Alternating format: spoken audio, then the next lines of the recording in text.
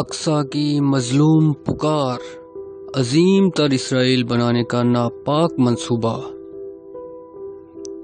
جب 1917 کے اعلان بالفور کو 100 سال اور 1967 کے قبضہ القدس کو 50 سال گزر چکے تھے تو کچھ نہ کچھ ہونا ہی تھا۔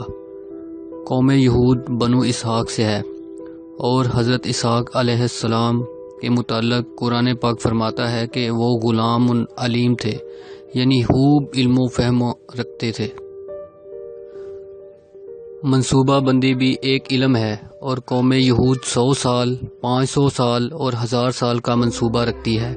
یہ الگ بات ہے کہ اس نے اپنی ذہانت اور منصوبہ بندی کی صلاحیت کو ہمیشہ غلط مصرف میں بے دریغ استعمال کیا،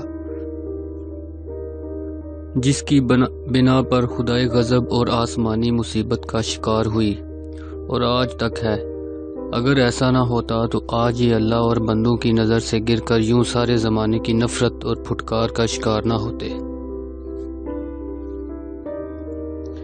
عراق کے بعد جب بیٹھے بٹھائے شام کا قضیہ شروع ہوا تھا تو اسی وقت ماتھا کھٹتا تھا کہ گولان کی پہاڑیوں پر اکتفا نہ ہوگا، بلکہ یہ نیل سے فرات تک کی توسیع کا حاکہ بند منصوبہ ہے۔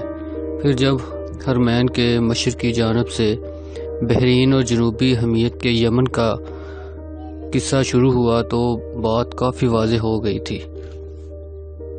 اس سے بھی پہلے جب ہمارے ہاں قوم یہود کا جھوٹا چاٹنے والوں نے فلسطین کی وراثت اور مسجد اقصی کی تولیت پر مقالے لکھ کر ارض مقدس اور بیت المقدس کو یہود کے حوالے کرنے کی وکالت شروع کی تھی، تو اس وقت بات واضح ہو گئی تھی کہ بلا وجہ یہ مہم نہیں چل رہی۔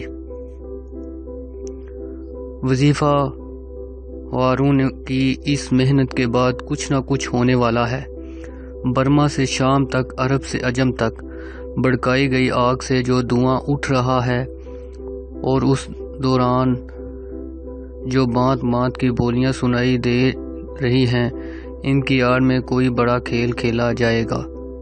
اگلے 50 سال میں لگتا یوں ہے کہ مسجد اقصی کی جگہ معاذ اللہ ہیکل سلیمانی اور اس کے بعد سب حاکم بدہن اگلے 50 سال میں نیل سے فرات یعنی چوڑائی میں مصر سے عراق اور صنوبر سے کھجور والی سرزمین یعنی لمبائی میں لبنان سے مدینہ منورہ تک عظیم تر اسرائیل کا منصوبہ پایہ تکمیل تک پہنچایا جائے گا۔ 2012 نہ صحیح تو سن 2017 میں جو کچھ ہوا اس پر تعجب کی بجائے اب آگے کی فکر کرنی چاہیے۔ منصوبہ کی اصل بنیاد یہ ہے کہ روئے زمین کے مسلمانوں کو القدس کے اہم اور نازک ترین مسئلے سے بے خبر رکھا جائے، اور مسجد اقصی کی عظمت و اہمیت سے اتنا لا تعلق کر دیا جائے کہ انہیں زمینی حقیقت کا علم ہو نہ آسمانی احکام کا۔ اس دوران بیرونی زائرین کی مسجد اقصی آمد کم سے کم اور ایسے شیڈول کے تحت رکھی جائے کہ انہیں کسی قسم کی سنگینی کا احساس نہ ہو۔ اندرونی زائرین پر زیادہ سے زیادہ پابندیاں عائد کی جائیں۔ مثلاً یہ کہ 50 سال سے کم مرد اور 40 سال سے کم عمر کی خاتون مسجد میں نہ آ سکے۔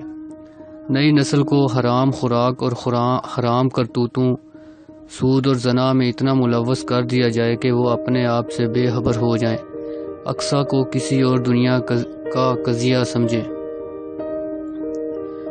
اس دوران مسلم حکمرانوں کو گاجر اور چھڑی کے ٹوٹکے کے ذریعے اور غیر مسلم حکمرانوں کو چارہ اور دانہ کی تدبیر کے ذریعے قابو رکھا جائے۔ قرآن کی شہادت ہے کہ قوم یہود ہمیشہ دیوار کے پیچھے یا کندھے کے سہارے لڑتی ہے۔ غیر مسلم حکمران ان کے لیے دیوار ہیں اور مسلم حکمران ان کو کندھا دینے میں عافیت سمجھ رہے ہیں۔ لاحِ عمل کیا ہونا چاہیے؟ سب سے پہلے تو القدس کی اہمیت اور بیت المقدس کی عظمت سے آگاہی اور ان سے وابستگی کو زندہ کیا جائے۔ اس کے لیے تصویری پریزنٹیشن سے لے کر عمومی آگاہی مہم سے آغاز کیا جائے۔ مسلمانوں کی خصوصیت ہے کہ اسماعیل قرآن کریم کی پیشین گوئی کے مطابق نہایت حلیم اور بردبار ہیں، دشمن سے درگزر کرتے رہتے ہیں، لیکن جب انہیں حد سے تجاوز کا علم ہو جائے تو پھر یہ مشکل سے مشکل قدم اٹھا لیتے ہیں۔ جب آگاہی کا عمل ہوگا تو کوئی نہ کوئی قدیم ہان یا طیب بردگان پیدا ہو ہی جائے گا اور کوئی نہ کوئی حل کسی نہ کسی شکل میں نکال ہی لیا جائے گا۔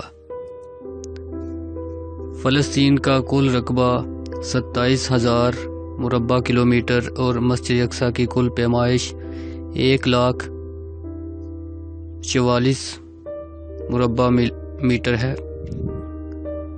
ترکی کے نظریاتی کارپردازوں نے فلسطین کی خاطر وقف الامہ کے نام سے ایک بہت بڑا وقف بنایا ہے۔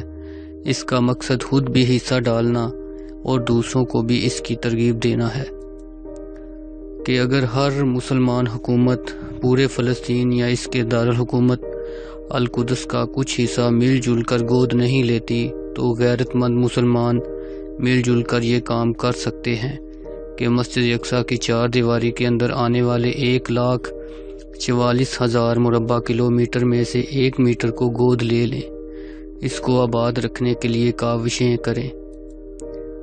اس وقت فلسطینی مسلمان 10ویں درجے کے شہری اور مسجد اقصی جیسی عظیم وقف ناگفتاب حالت میں 40ویں درجے جیسی عمارت بن کر رہ گیا ہے۔ اس کی کوئی دیکھ بھال نہیں، آئے دن کی کھودی جانے والی سرنگیں اور اسرائیلی فوجیوں کے ہنگامے اس پر مستعد ہیں۔ اسرائیل اور اسرائیل نواز صحافی دنیا کو کچھ اور چہرہ دکھاتے ہیں، جبکہ حقیقت انتہائی اندوہناک ہے۔ الغرض اقصی کے عاشقوں کے لیے